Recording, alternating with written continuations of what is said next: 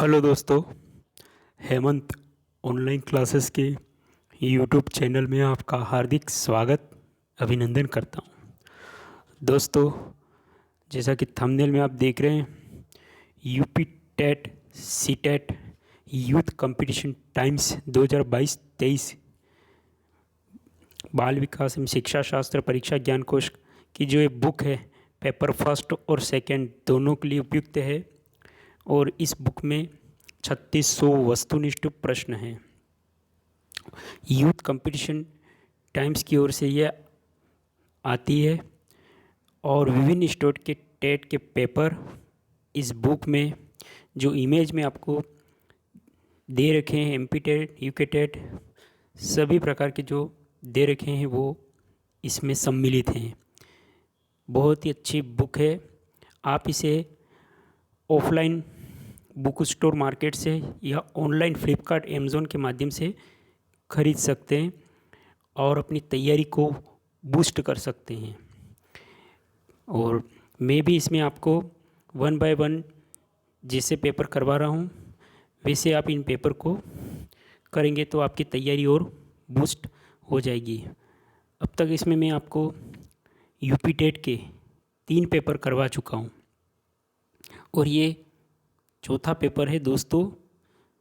तो वीडियो में बने रहें और अंत तक इस पेपर का जो हम हल करेंगे। और इस बुक की विशेषता है कि प्रश्नों के साथ जो आंसर हैं, एमसीक्यू हैं, और आंसर के बाद इसका व्याख्या का हल है प्रत्येक प्रश्न के साथ। चाहे बाल विकास के 300 प्रश्न में सभी क्वेश्चन की व्याख्या और हल दोनों है दोस्तों। तो वीडियो को अब शुरू करते हैं। क्वेश्चन फर्स्ट, किसने बहु विमात्मक प्रज्ञा का प्रत्यय दिया? तो उत्तर है गार्डनर, डी आंसर है व्याख्या। बहुविमात्मक प्रज्ञा या बहुबुद्धि का सिद्धांत हावर्ड गार्डनर द्वारा सन 1983 में प्रतिपादित किया गया। गार्डनर के अनुसार बुद्धि का स्वरूप एकांकी न होकर बहुप्रकारीय होता है। इन्होंने 8 प्रकार की बुद्धि बताई है जो निम्नवत है। व्यक्तित्व बुद्धि पहली, दूसरी व्यक्तित्व सबुद्धि, तीसरी संगीत बुद्धि, चौथी शरीर या गतिक बुद्धि, पांचवी स्थानिक बुद्धि, छठी तार्किक या गणित बुद्धि, सातवीं भाषाई बुद्धि और आठवीं प्राकृतिक बुद्धि। तो ये 8 प्रकार की बुद्धि गार्डनर के द्वारा बताई गई है। नेक्स्ट, डिस्लेक्सिया में यह करने में कठिनाई होती है। तो सही उत्तर होगा पढ़ने और वर्तनी में कठिनाई होती है। तो आंसर है आपका ए, व्याख्या इस प्रकार। डिस्लेक्सिया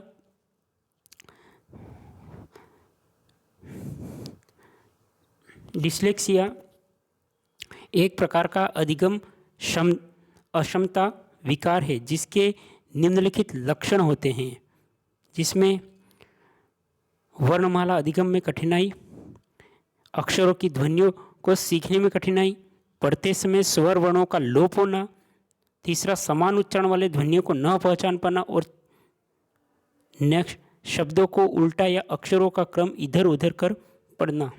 डिस्लेक्सिया एक प्रकार की अधिगम अक्षमता विकार है दोस्तों। तो इससे संबंधित जो भी लक्षण होते हैं डिस्लेक्सिया के, वो आपको याद कर ले सकते हैं। नेक्स्ट क्वेश्चन,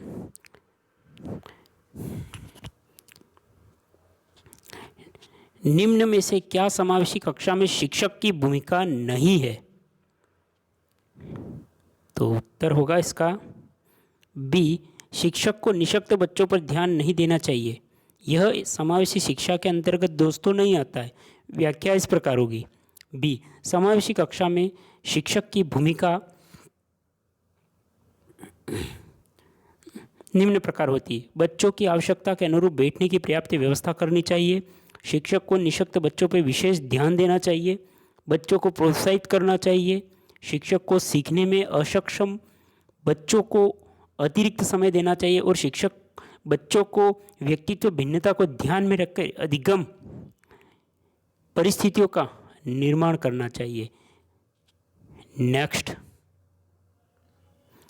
कक्षा में छात्रों को प्रश्न पूछने के लिए बी होगा प्रेरित करना चाहिए। तो व्याख्या, कक्षा में छात्रों को प्रश्न पूछने के लिए प्रेरित करना चाहिए ताकि वे शिक्षण अधिगम प्रक्रिया में सक्रिय सहभागिता करते हुए अधिगम अनुभव प्राप्त कर सकें, साथ ही अपनी जिज्ञासा का समाधान कर सकें।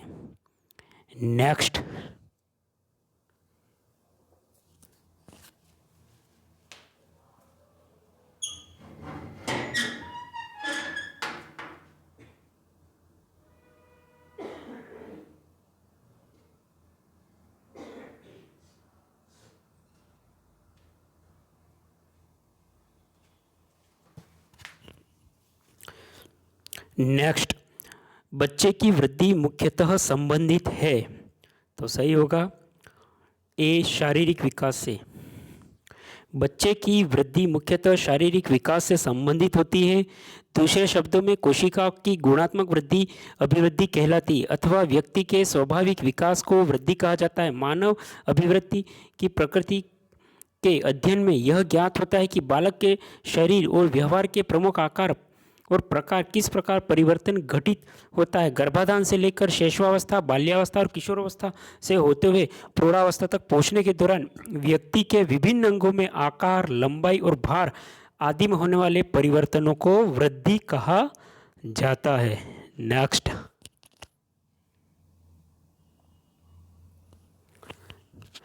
मानव विकास का प्रारंभ होता है। मानव के विकास का प्रारंभ कैसे होता है? तो गर्भाधान के साथ ही विकास की प्रक्रिया आरंभ हो जाती है तथा यह जन्म के उपरांत शैशवावस्था, बाल्यावस्था, किशोरावस्था और प्रौढ़ावस्था व जीवन पर्यंत निरंतर किसी न किसी रूप में चलती रहती है।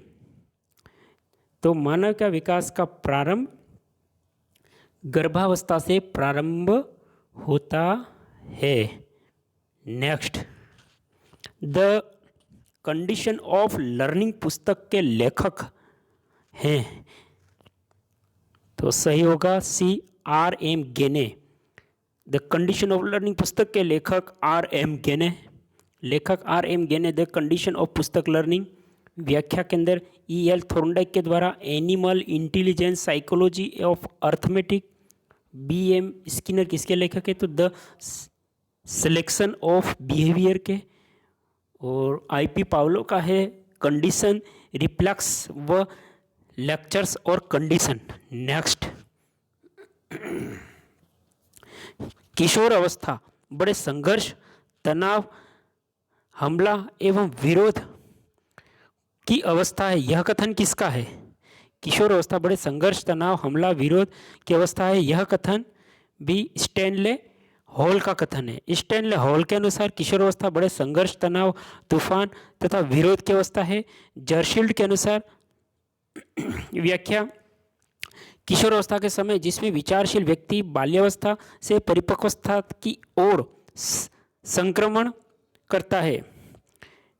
और ब्लेयर, जोन्स और सिम्पसन के विचारों के अनुसार किशोर अवस्था प्रत्येक व्यक्ति के जीवन में वह काल है जो बाल्यावस्था के अंत में आरंभ होता है और प्रौढ़ावस्था के आरंभ में समाप्त होता है। क्रो एंड क्रो के अनुसार किशोरावस्था ही वर्तमान की शक्ति और भावी आशा को प्रस्तुत करता है। नेक्स्ट, सूक्ष्म शिक्षण के भारतीय प्रतिमान में कुल कितना समय लगता है? तो यहाँ है ए 36 मिनट। सूक्ष्म शिक्षण के भारतीय प्रतिमान में सूक्ष्म शिक्षण चक्र 36 मिनट होता है। इसका विभाजन व्याख्या में इस प्रकार है कि पहला पाठ योजना निर्माण में 6 मिनट, दूसरा शिक्षण में 6 मिनट, प्रतिपुष्टि या पोषण में 6 मिनट, पुनः पाठ योजना और शिक्षण में 6 मिनट और पुनः शिक्षण में 6 मिनट और पुनः प्रतिपुष्टि में 6 मिनट। इस प्रकार कुल समय टोटल 36 मिनट सूक्ष्म शिक्षण का समय होता है। नेक्स्ट, सीखने का पठार, सीखने की प्रक्रिया, मुख्य अभिलक्षण जो उस स्थिति को प्रकट करते हैं जिसमें सीखने की प्रक्रिया में कोई उन्नति नहीं होती है। यह कथन किसका है? सी, रॉस।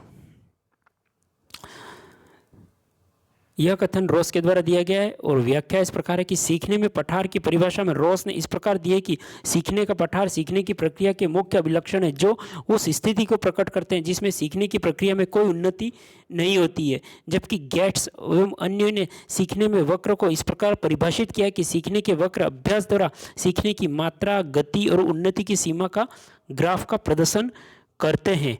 नेक्स्ट, यदि शिक्षक कक्षा में एक छात्र को समस्यात्मक बालक के रूप में पाता है तो उसे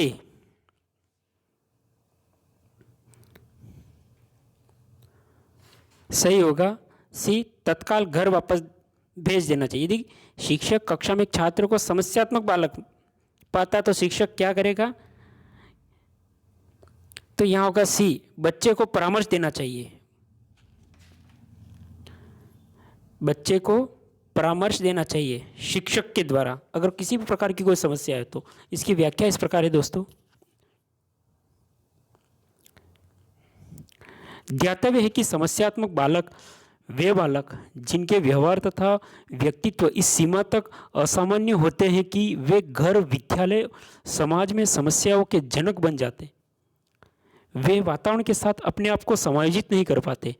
समस्यात्मक बच्चे कई प्रकार के होते हैं, जैसे चोरी करने वाले बच्चे, विद्यालय भाग जाने वाले बच्चे आदि बच्चे।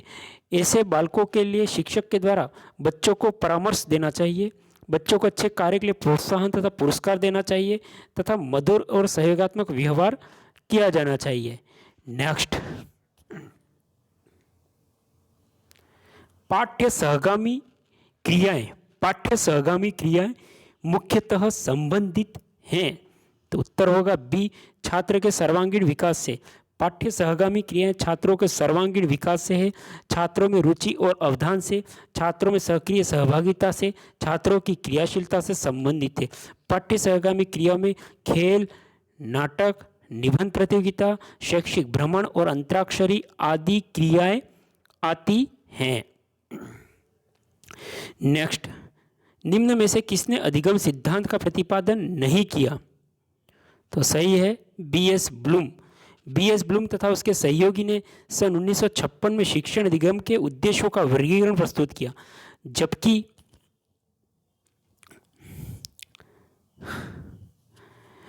कोहलर, मैक्स, वर्दिमर, कूट, कोफका और लेविन ने मिलकर अंतर्दृष्टि अधिगम सिद्धांत का प्रतिपादन किया।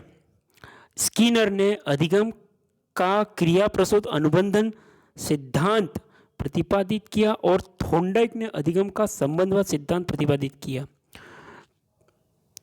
नेक्स्ट, शिक्षा में अवरोधन का तात्पर्य क्या है? डी, तो किसी बालक का 1 वर्ष से अधिक समय तक एक ही कक्षा में रहना शिक्षा में अवरोधन का तात्पर्य।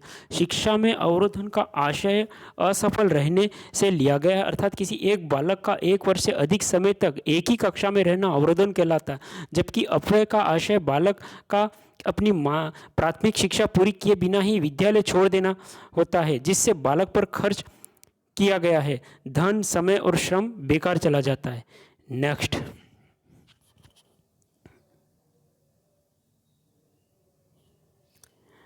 निम्न में से किस कौशल में पूर्व का ज्ञान का परीक्षण आता है? निम्न में से किस कौशल में पूर्व के ज्ञान का परीक्षण आता है? तो यहाँ होगा बी, प्रस्तावना कौशल। प्रस्तावना कौशल ऐसा है जो पूर्व परीक्षण ज्ञान के आधारित रहता है। तो इसकी व्याख्या इस प्रकार होगी, प्रस्तावना कौशल में पूर्व ज्ञान का परीक्षण किया जाता है। इस कौशल का उपयोग कर शिक्षक छात्रों के पूर्व ज्ञान का परीक्षण करता है ताकि वह नवीन ज्ञान को पूर्व ज्ञान से जोड़ते हुए अधिगम परिस्थितियों का निर्माण कर सके और शिक्षण में पाठ की प्रस्तावना से तात्पर्य छात्रों और शिक्षकों के बीच मानसिक समरसता स्थापित करना। प्रस्तावना कौशल के घटक निम्नलिखित हैं। पूर्व ज्ञान से संबंध, आदतन ज्ञान से तुलना, प्रेरणा हेतु उपयुक्त युक्ति और शैक्षिक साधनों का चयन, और फोर्थ है प्रश्नों में तारतम्यता, और पांचवा है उद्दीपन प्रभाव। यह प्रस्तावना कौशल के जो 5 घटक हैं कि पूर्व ज्ञान से संबंध होना, आदतन ज्ञान से तुलना, प्रेरणा हेतु उपयुक्त युक्ति और शैक्षिक साधनों का चयन, और प्रश्नों में तारतम्यता, एक तारतम्यता होनी चाहिए, और पांचवा है उद्दीपन का प्रभाव। नेक्स्ट, स्तंभ ए और स्तंभ बी को सुमेलित कीजिए। स्तंभ ए और बी को यह ध्यान से दोस्तों देखेंगे आप इसको कि स्तंभ ए में यहाँ जो सूची है इसको बी के साथ सुमेलित करना है, और ध्यान से देख के जो सुमेलित जैसे ए बी सी डी है और उसको कहाँ से मिलाएगा, तो इसका सही उत्तर मैं बताऊँ आपको डी होगा। जैसे कि ए का होगा आपका, ए में है आपके जैसे कि एनिमल इंटेलिजेंस, एनिमल इंटेलिजेंस इसका है थॉर्नडाइक के द्वारा, एनिमल इंटेलिजेंस थॉर्नडाइक। पुनर्बलन अनुसूची स्तंभ बी का है स्किनर, सार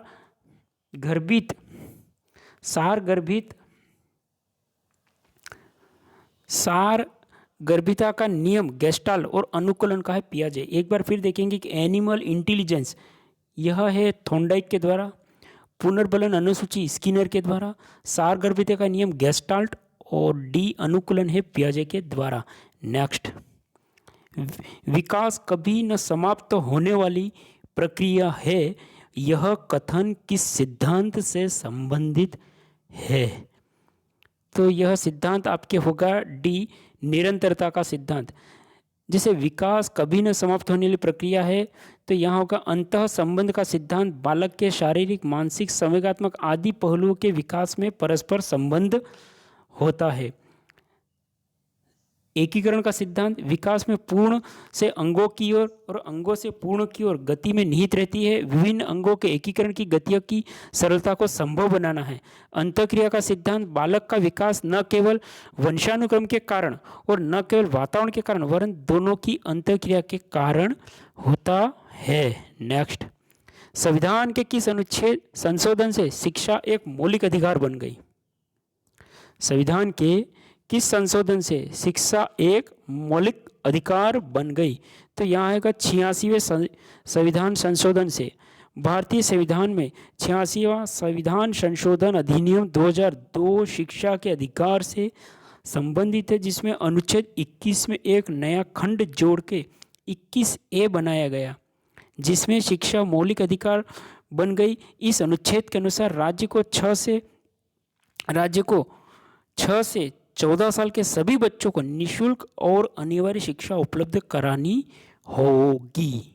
नेक्स्ट, अभिप्रेरणा के मूल प्रवृत्ति सिद्धांत के प्रतिपादक, अभिप्रेरणा के मूल प्रवृत्ति सिद्धांत के प्रतिपादक किसे कहते हैं? तो ए है मैकडूगल।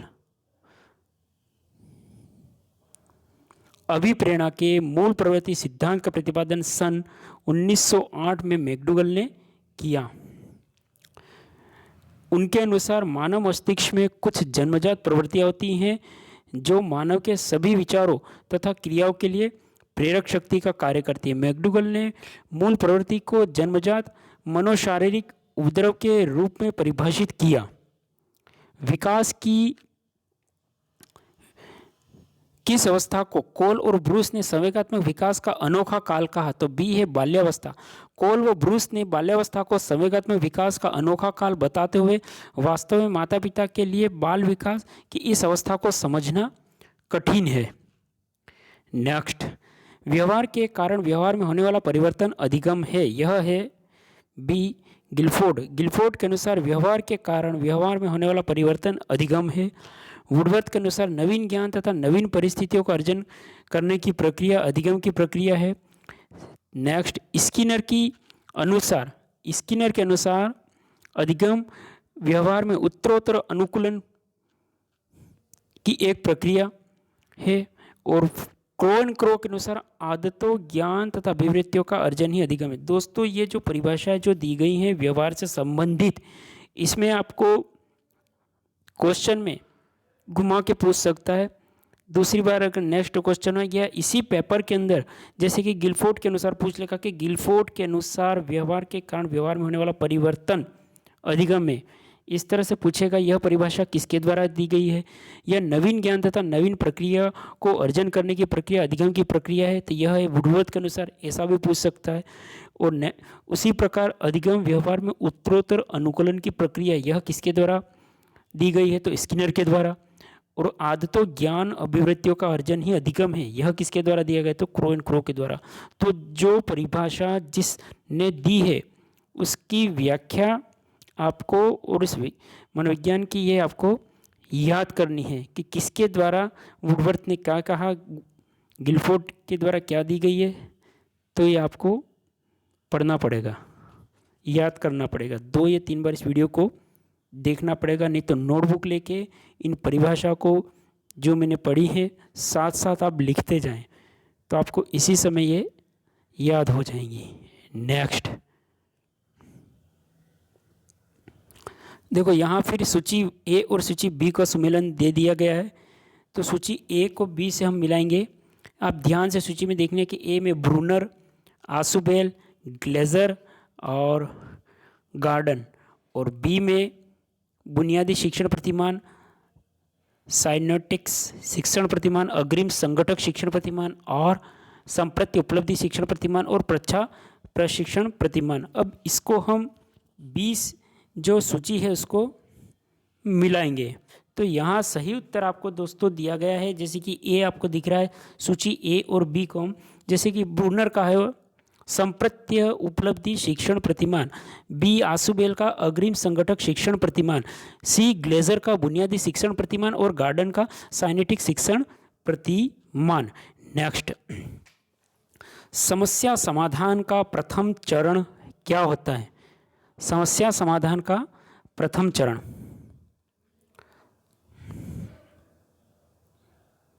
समस्या समाधान का प्रथम चरण क्या होता है? तो यहाँ सही होगा बी, सबसे पहले समस्या की पहचान करना। तो व्याख्या इस प्रकार है, समस्या समाधान विधि से तात्पर्य तर्क द्वारा किसी समस्या का समाधान करने की प्रक्रिया से होता है।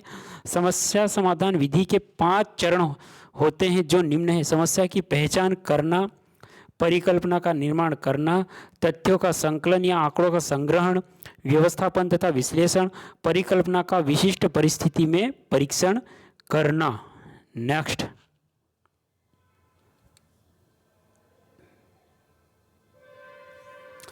बालकों का अधिगम सर्वाधिक प्रभावशाली होगा जब, बी है, बालकों का संज्ञानात्मक, भावनात्मक तथा मनोचालक पक्षों का विकास होगा। तो यहाँ पे आपको जो दिया गया है कि बालकों का अधिगम सर्वाधिक प्रभावशाली कब होगा, कि तो बी होगा कि बालकों का संज्ञानात्मक, भावात्मक और मनोचालक पक्षों का विकास होगा तब। तो बी व्याख्या में इस प्रकार होगी,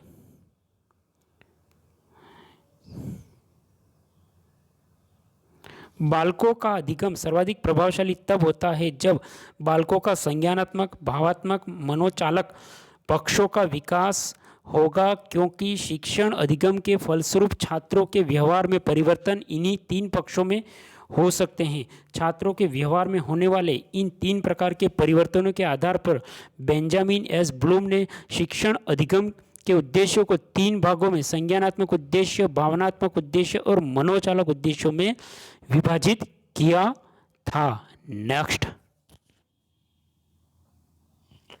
स्मृति स्तर तथा बोध स्तर के शिक्षण प्रतिमान की संरचना में कौन सा सोपान उभयनिष्ठ है?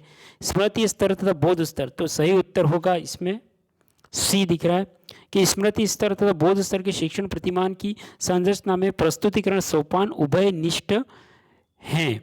अब स्मृति स्तर के सोपान और बोध स्तर के सोपान, इनको भी पढ़ लेते हैं। हर्बर्ट के ने स्मृति स्तर शिक्षण प्रतिमान की संरचना को 5 पदों में की है। जिसमें पहला प्रस्तावना, दूसरा प्रस्तुतिकरण, तीसरा स्पष्टीकरण, तुलना, और फोर्थ सामान्यीकरण, और पांचवा है प्रयोग। और बौद्ध स्तर के सोपान के अंतर्गत है बौद्ध स्तर शिक्षण प्रतिमान के जन्मजात हेनरी सी मॉरिसन के अनुसार, जिसमें पहला अन्वेषण, दूसरा प्रस्तुतिकरण, तीसरा आत्मीकरण और परिपाक, चौथा व्यवस्था और पांचवा है वर्णन अथवा अभिव्यक्तिकरण। नेक्स्ट, निम्न में से किस सिद्धांत को पुनर्बलन का सिद्धांत भी कहते हैं? तो डी है क्रिया प्रसूत अनुबंधन सिद्धांत को व्याख्या।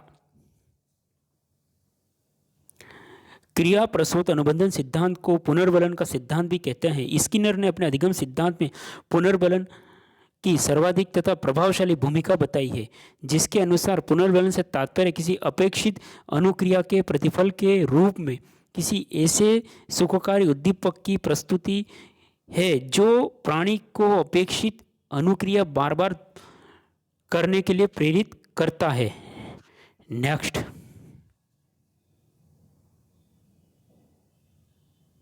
निम्न में से कौन सी अवस्था ब्रूनर के संज्ञानात्मक विकास के सिद्धांत का अंग नहीं है?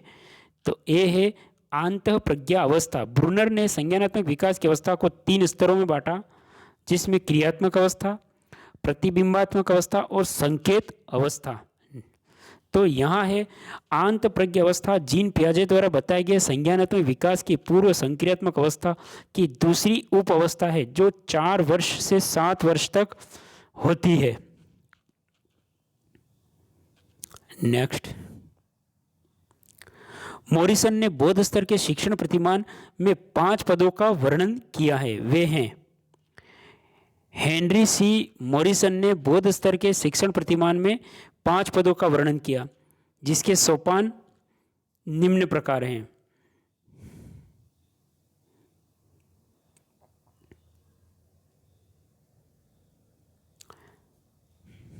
हेनरी सी मॉरिसन स्तर ने बौद्ध शिक्षण के प्रतिमानों को जो 5 पदों का वर्णन किया, जिसमें पहला है खोज और अन्वेषण, दूसरा प्रस्तुतिकरण, तीसरा आत्मीकरण और परिपाक, चौथा संगठन व्यवस्था और पांचवा वाचन का अभिव्यक्तिकरण।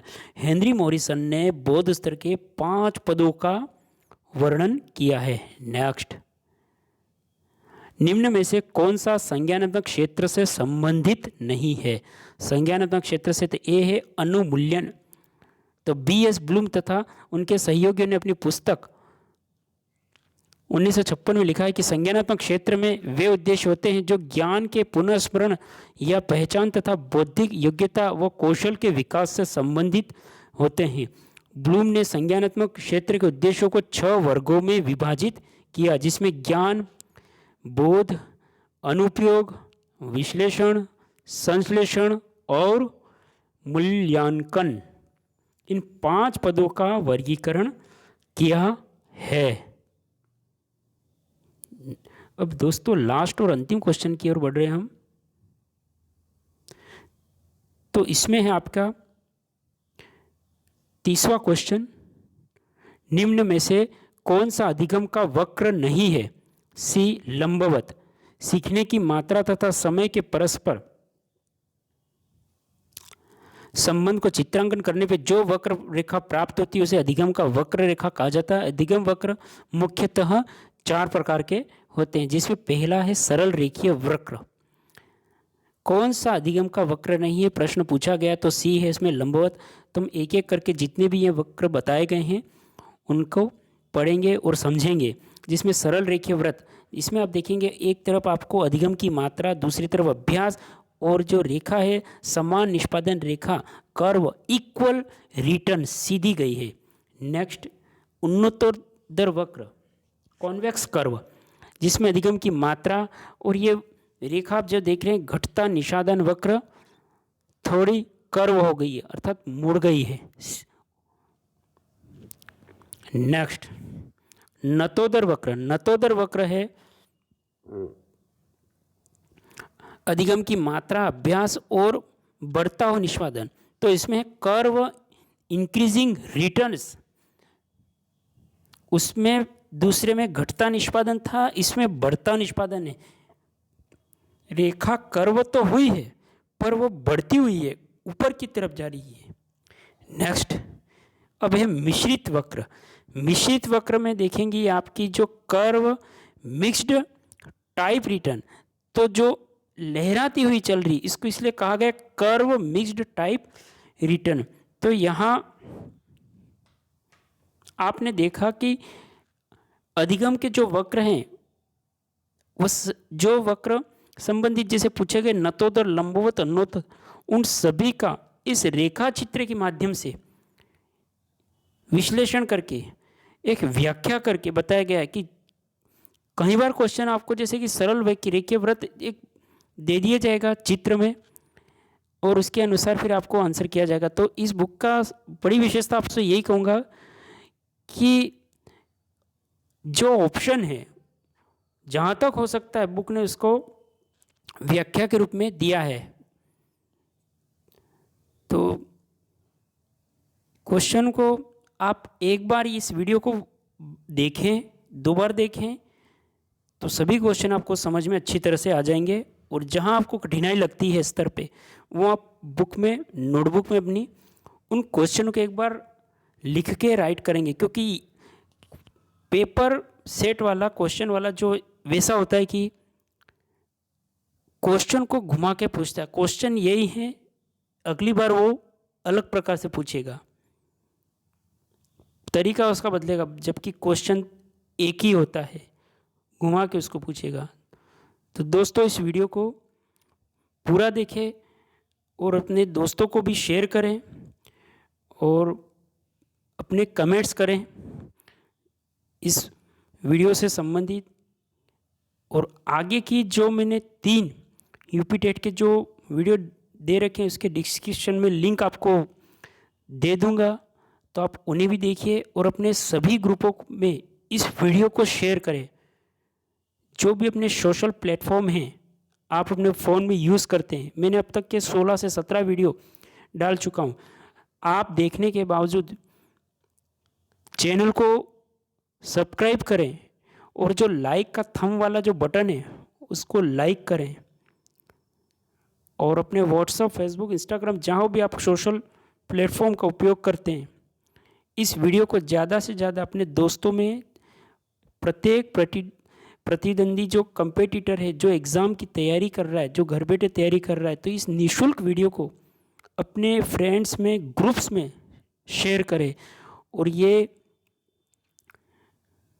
आगे भी आपके जो एक यूपी टेट का रहेगा, एक पेपर और बाकी है, जो 5 पेपर में करवा दूंगा और 5 की एक मैराथन नेक्स्ट दे दूंगा, तो जिसमें 5 पेपर आपको एक साथ प्राप्त हो जाएंगे सभी वीडियो को मर्ज करके। तो आप हेमंत ऑनलाइन क्लासेस को पहली बार इस वीडियो को देख रहे हैं तो चैनल को सब्सक्राइब कर ले, बेल वाले नोटिफिकेशन आइकन को ऑन करें, जिससे कि मैं नेक्स्ट वीडियो लाऊंगा तो आपको नोटिफिकेशन के द्वारा जानकारी हो जाएगी। चैनल को सब्सक्राइब करें हेमंत ऑनलाइन क्लासेस को, बेल वाले नोटिफिकेशन घंटे आइकन को प्रेस करें, वीडियो को लाइक करें और अपने सभी ग्रुपों में वीडियो को शेयर करें। और किसी भी प्रकार के सुझाव वीडियो से संबंधित हो तो आप कमेंट्स करें। इस वीडियो को पूरा देखने के लिए दोस्तों आपका धन्यवाद। जय हिंद, वंदे मातरम।